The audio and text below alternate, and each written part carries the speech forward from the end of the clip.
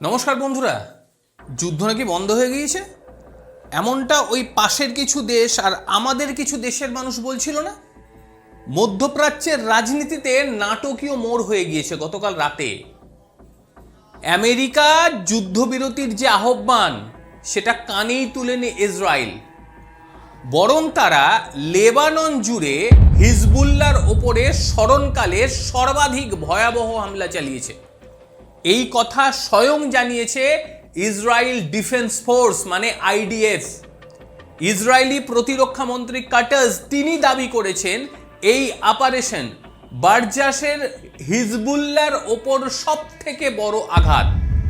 আজ আমরা এই ভিডিওতে আলোচনা করব কেন হঠাৎ করে এই হামলা হলো, ইসরায়েল আসলে চাইছেটা কি, আর হিজবুল্লাহর পরবর্তী পদক্ষেপ ঠিক কি হতে পারে।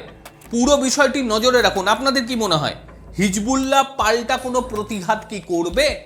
এটা নিয়ে একাধিক পত্রপত্রিকা তারা বিস্তারিতভাবে প্রতিবেদন করেছে। দেশের মধ্যে থেকে দেশের কিছু ওই কি বলবো আর কি দেশদ্রোহী তারা আবার আমাদের ভিডিও নিয়ে প্রশ্ন তোলে। তারা বলে আপনি তো দেশের কাগজ দেখাচ্ছেন, ওরা তো আপনাদের মতনই ওই কিসের ভক্ত টক্ত বলে আর কি। যাই হোক, আমার চ্যানেলে তো আমি কোনো পার্টির নাম নেব না, তো এটাই ব্যাপার। যাই হোক, আল জাজিরা আমার পেছনেই দেখতে পাচ্ছি, এ দেখুন আল জাজিরা, এটা তো আমাদের দেশের নয়। আল জাজিরার প্রতিবেদনটি ভালো করে দেখুন, আর যে সমস্ত দেশদ্রোহীরা রয়েছেন তারাও দেখুন। আমাদের মাথায় আছে না আপনাদের মাথায় ভরা আছে সেটা ভাবুন। এই দেখুন, ওয়ার্ল্ড রিঅ্যাক্ট কি করছে to brutal Israeli attack on Lebanon after US Iran truce. হলো ইসরায়েল ইরানের যুদ্ধবিরতি, তার মধ্যে একেবারে ভয়াবহ অ্যাটাক চালিয়ে দিয়েছে ইসরায়েল, এবং এই অ্যাটাকটা প্রমাণ করে যে যুদ্ধ কিন্তু একেবারেই বন্ধ হয়নি। এটা তার সব থেকে বড় প্রমাণ। রাতভর হামলা চলেছে, রাতভর, এবং লেবাননের আকাশ এখনো পর্যন্ত কালো অন্ধকারে ঢাকা। ইসরায়েলি প্রতিরক্ষা মন্ত্রী এবং একই সঙ্গে ইসরায়েল ডিফেন্স ফোর্স তারা দাবি করছে তারা হিজবুল্লাহর একাধিক সদর দপ্তর, অস্ত্রাগার, কমান্ড সেন্টার একেবারে নির্ভুল হামলা চালিয়েছে। বিশেষ করে দক্ষিণ লেবানন ও বেকা উপত্যকার ঘাঁটিগুলো ছিল, সেই সমস্ত ঘাঁটিগুলোই ছিল অভিযানের মূল লক্ষ্য। ইসরায়েলের তরফ থেকে আরও দাবি করা হয়েছে এই হামলায় হিজবুল্লাহর কয়েকশো যোদ্ধা এবং উচ্চপদস্থ কমান্ডার তারা শেষ হয়ে গিয়েছে। এটা ইসরায়েলের দাবি। প্রতিরক্ষা মন্ত্রী কাটাজ তিনি বিষয়টি বর্ণনা করেছেন যে এ যাবৎকালের মধ্যে সব থেকে শক্তিশালী আক্রমণ নাকি এটাই। আপনাদের কি মনে হয় বলুন তো? আরও একবার আপনাদের কাছে জানতে চাইছি যে ইসরায়েল যেভাবে হামলা করলো, এই হামলাটা কি আপনাদের মনে হয় যুদ্ধ থেমে যাওয়ার কোনো রকম ইঙ্গিত? জানাবেন আপনারা। এবং একই সঙ্গে গত কয়েক মাস ধরে লেবাননের সীমান্তে হিজবুল্লাহর যে রকেট ও ড্রোন হামলা বেড়েছিল সেটা গোটা বিশ্ব দেখেছিল, এবং ইসরায়েল যেটা মনে করছে যে হিজবুল্লাহর হাতে নতুন করে যাতে শক্তি সঞ্চয় না হয় এই ব্যাপারটি তারা নিশ্চিত করতে চাইছে, আর তার জন্যেই এই হামলা মানে আগাম হামলা।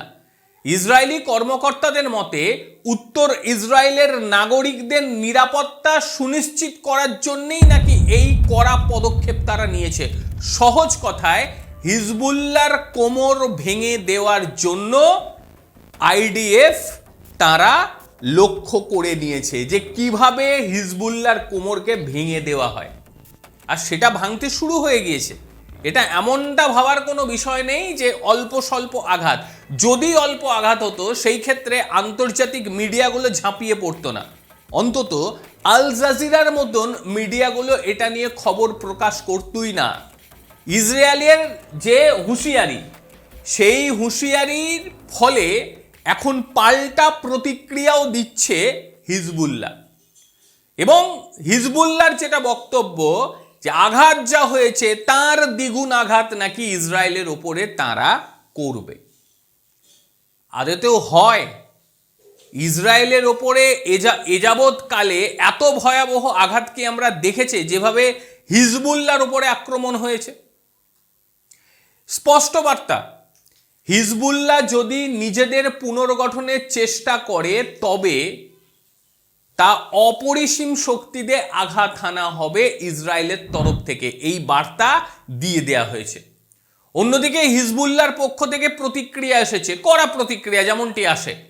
তারা জানিয়েছে যে এই ঘটনার বা এই হামলার উপযুক্ত জবাব নাকি তারা দেবে এবং ইসরায়েলের বিরুদ্ধে লড়াই চালাবে। অর্থাৎ পরিস্থিতি এখন কিন্তু বারুদের স্তূপের মতন হয়ে গেল, অর্থাৎ এর পাল্টা প্রতিঘাত হবে। কিন্তু বিষয়টি হচ্ছে এই সময়টি নাকি যুদ্ধবিরতি। ভেবে দেখুন, ওই পাশের পাকিস্তান চেঁচাচ্ছে, বাংলাদেশ চেঁচাচ্ছে, পাকিস্তান বলছে আমরাই যুদ্ধবিরতি করে দিলাম, অপরদিকে হিজবুল্লাহ টপকে গেল। একদিকে টপকাচ্ছে, অপরদিকে আনন্দ করছে আমরা যুদ্ধ বন্ধ করে দিয়েছি। খেলাটা ঠিক কোথায়? আমেরিকা বলছে ঠিক আছে চলো ভাই, আমি চুপচাপ আছি, আমি কিছু বলবো না। কিন্তু তারা তো ইসরায়েলকে থামায়নি। ইসরায়েল লাগাতার আক্রমণ করে যাচ্ছে। গতকাল রাতেও ইরানে আক্রমণ শানিয়েছে ইসরায়েল, অর্থাৎ ইসরায়েলকে থামানো যাচ্ছে না। আপনাদের কি মনে হয় আমেরিকা ইসরায়েলকে সত্যি বারণ করেছিল যে তোমরা আক্রমণ শানিও না, নাকি ইসরায়েল আমেরিকার কথা শুনছে না? কি মনে হয় বলুন তো? আমার তো মনে হয় আমেরিকার তরফ থেকে স্পষ্ট বার্তা দিয়ে দেয়া হয়েছে, তোরা মার, আমরা একটু দেখাই নাটক। পাকিস্তানকে সঙ্গে নিয়ে বলির পাঁঠা পাকিস্তান তো রয়েছে, তাদেরকে যা বলবে সেটাই তারা করবে।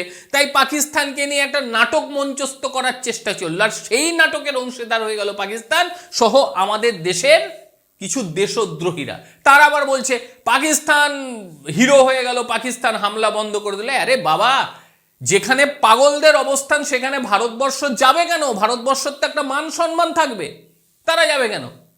তারা মধ্যস্থতা করতে কেন যাবে? আ বেল মুঝে মার, এই মানসিকতা ভারতের হবে কেন?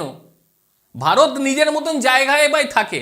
যারা চেঁচাচ্ছে, চিৎকার করছে, যারা বলছে তেলের দাম কেন, তারা বিনা লাইনে গিয়ে আমাদের দেশের পেট্রোল পাম্পগুলোতে তেল কিনছে। আর অপরদিকে বাংলাদেশের অবস্থা দেখুন, পাকিস্তানের অবস্থা দেখুন, সারা বিশ্বের অবস্থা দেখুন, কি ত্রাহি অবস্থা। আমরা তো আরামে রয়েছি। আন্তর্জাতিক মহল উদ্বেগ প্রকাশ করেছে। এই হামলার পরে যে বিশ্ব রাজনীতি, এই বিশ্ব রাজনীতি একটা অন্য প্রেক্ষাপট রচনা করবে। জাতিসংঘ, আন্তর্জাতিক শক্তিগুলি দুপক্ষকে বলেছে তোমরা এবার সংযত হও। কিন্তু কে কার কথা শোনে? লেবানন সরকার দাবি করেছে ইসরায়েল তাদের সার্বভৌমত্বকে লঙ্ঘন করেছে এবং এই হামলায় বেসামরিক মানুষও নাকি মারা গিয়েছে, ক্ষতিগ্রস্ত হয়েছে। আমেরিকার যুদ্ধবিরতির যে চেষ্টা, ইসরায়েলে ডবল অ্যাকশন, এইটা একটু অন্যরকম মনে হচ্ছে না? যে দুটোর মধ্যে ফারাক অনেক। একদিকে যুদ্ধবিরতির কথা বলছে, অপরদিকে ইসরায়েলকে দিয়ে স্ট্রাইক করাচ্ছে। এক জিনিস, অর্থাৎ যুদ্ধবিরতি হয়নি। যে চুরান পাকিস্তান খাওয়াচ্ছে, পাকিস্তানিরা খেতে পারে, অন্য কোনো দেশ খাবে না, অন্য কোনো দেশ তাদের কথা শুনবেই না। গাজার যে কি অবস্থা হয়েছিল সেটা আমরা প্রত্যেকে জানি। আর আমেরিকা গাজাকে নিয়ে, ট্রাম্প গাজাকে নিয়ে কত রকম গল্প ফেঁদেছিল সেটাও জানি। সেখানে যুদ্ধবিরতি, এরা মানববন্ধন, বহু কিছু নাটক দেখেছিলাম। কিন্তু আক্ষরিক অর্থে গাজার অবস্থাটা কি হয়েছে, ইসরায়েল গাজাকে কি করেছে সবাই জানে। লেবাননের অবস্থাও এখন সেই জায়গায় পৌঁছচ্ছে। লেবাননকেও এবার ধ্বংসস্তূপে পরিণত হতে হবে, অন্তত ইতিহাস সেটা বলছে। আমেরিকা যদি চেষ্টা করত, আমেরিকা যদি ইসরায়েলকে বলতো তোমরা থামো, তাহলে অবশ্যই থামতো। তারা থামেনি, তার কারণ আমেরিকার তরফ থেকে তাদেরকে কিছুই বলা হয়নি, বরঞ্চ নির্দেশ দিয়ে দেওয়া হয়েছে যে তোমরা হামলা চালিয়ে যাও। সেপ্টেম্বরে যে হামলা হয়েছিল সবাই জানেন, এবারে বলা হচ্ছে তার থেকেও ভয়াবহ হামলা হয়েছে গতকাল যে হামলাটা হয়েছিল। হিজবুল্লাহ পাল্টা প্রতিঘাত করবে সেটা ইসরায়েল জানে, কিন্তু সেই প্রতিঘাতটা কতটা জোরদার হতে পারে এটা তো বড় প্রশ্ন। আপনাদের কি মনে হয় প্রতিঘাত হলে কতটা জোরদার প্রতিঘাত হতে পারে? ইসরায়েল ধ্বংস হয়ে যাবে এমনকি প্রতিঘাত করার মতন অবস্থায় রয়েছে হিজবুল্লাহরা? অবশ্যই আপনাদের মতামত সবার আগে বলবেন। আর একই সঙ্গে যারা দেশদ্রোহীরা রয়েছেন আমাদের দেশে দাঁড়িয়ে, আমেরিকা ইরানের যুদ্ধ বন্ধ হচ্ছে, আমরা মধ্যস্থতা করব না, আমাদের মধ্যস্থতা করার মতন কোনো ইচ্ছে নেই, আপনাদের কি মনে হয় বলুন তো? মধ্যস্থতা করা উচিত ছিল ভারতের? দুই পাগলের মাঝে গিয়ে প্রলাপ বকা উচিত ছিল? পাগল তো, একজন ভিখারি আর একজন পাগল, এদের কথার উপর ভিত্তি করে গোটা বিশ্বে নাম কমানোটা কি উচিত? অবশ্যই আপনারা জানাবেন আপনাদের বক্তব্য। আর এই ভিডিওটি যদি আপনাদের ভালো লেগে থাকে তাহলে অবশ্যই লাইক করবেন, শেয়ার করবেন, সাবস্ক্রাইব করবেন। একই সঙ্গে আপনাদের যে মতামত সেই মতামত অবশ্যই জানাবেন এবং আগামীতে কি ধরনের ভিডিও দেখতে চান সেটাও বলবেন। প্রত্যেকে ভালো থাকবেন, আবারও দেখা হবে অন্য কোনো দিন অন্য কোনো ভিডিওতে। ততক্ষণের জন্য নমস্কার, ভালো থাকবেন।